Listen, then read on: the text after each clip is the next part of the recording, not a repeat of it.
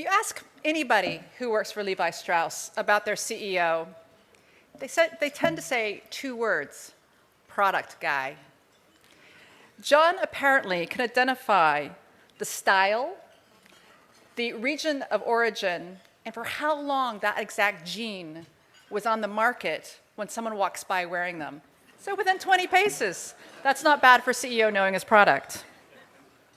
John is from Australia and has been with Levi Strauss and Company for 27 years. He started off as a merchant in Australia, helping wholesalers sell Levi's jeans.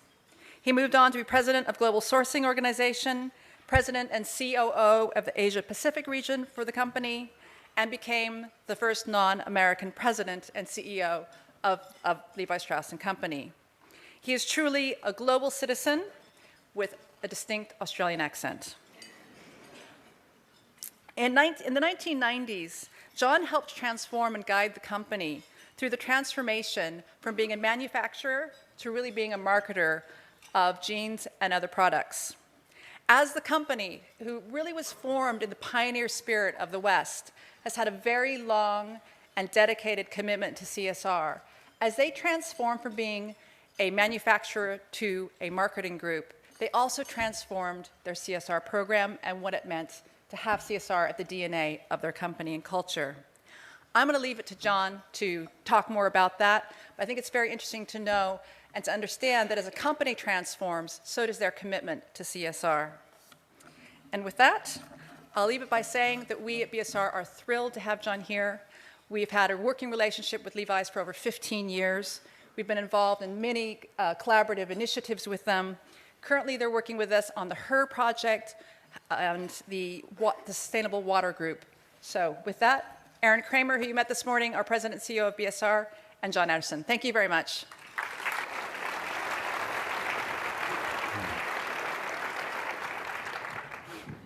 Thank you, Diane. I think actually for the rest of the lunch, we'll just say I'm the one with the American accent. And I can vouch for the fact that John is a product guy. I went in to see him a week or two ago to get ready for this, and of course I put on a pair of Levi's to go over to Levi's Plaza. I'm not stupid. I walked in, and John and his colleague EJ looked at my pants and said, where did you get those? And I didn't remember. And they said, well, turn around, let's have a look at them. He said, those were made, I don't know where. Oh yeah, limited edition, sold here and there. And what I realized is next time I go over, I'm going to remember to be careful about what I wear, and I'm also going to be going to the gym for a few weeks beforehand. Because I'm not used to being looked at that way. So, I can tell you it gets me in trouble too. We won't ask about that today. Anyway, John, thank you for being here. Levi's has been a central partner with BSR throughout our entire history, and it's a very close relationship which we really value a great deal. Diane's introduction mentioned something that I think most people know, which is that Levi Strauss & Company, founded at the time of the California Gold Rush in San Francisco in the middle of the 19th century, has long had a history of focusing on its impact on society. And that's one of the legacies of the founding family, the Haas family. But today's world is a little bit different than the days of the gold rush. In today's environment, why do you maintain this commitment? Well, as you said, we've been doing this for about 155 years when the company started. I think the challenge today is exactly as you've defined it, trying to keep on doing the right thing.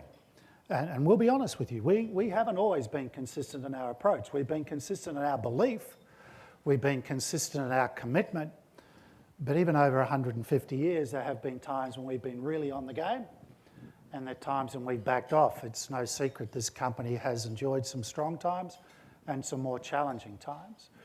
What I will say to all of you, though, is even through the challenging times, we still kept redefining what corporate social responsibility meant to us. And it was interesting in the introduction that as this company's redefined itself, to move from a manufacturing company to a marketing company. And really the huge amount of internal thinking that took place is we had to make some really tough decisions and how we closed down most of our manufacturing, most of our factories. And really, in those times, our commitment to the community was through the workers we employed in all these various places around the world. So then we had to step back and say, well, if we don't have that commitment to manufacturing, what's going to be important to us going forward? And that's when we started to redefine what it meant. We never backed off. We never backed off at all. But we had to do a lot of internal soul searching. And one of the examples I use is that we then said, okay, we're going to start to use contractors. So what does that mean? It's much easier to control the environment when you employ everybody in that environment. But as we started to move to contractors, we then really had to say, well, we need to set a set of guidelines about how we're going to operate with the contractors. And that was pretty revolutionary in the industry. And we put in place these sourcing guidelines. Now, I tell you, the internal debate for that was enormous because there was a huge cost associated with that. We said we're only going to work with certain contractors that will meet our sourcing guidelines. Transparency on payment, freedom of workers association, medical care, paying a minimum wage, all those types of things which were absolutely revolutionary at the time within the apparel industry. And with that, I can remember having some of these discussions. Well, it's going to cost us 20 cents a unit more. Doesn't seem like a lot, but in those days when you were sourcing close to 300 million garments, that's a lot of money. And I went right up to the very top of the company. It was a board discussion, and we made the decision, we will do that. And we did it. And today the industry has aligned with those types of standards. So I think as we look forward now to what's the next evolution, I can tell you for us as a company, we probably won't be as aggressive as we were as a standalone leader.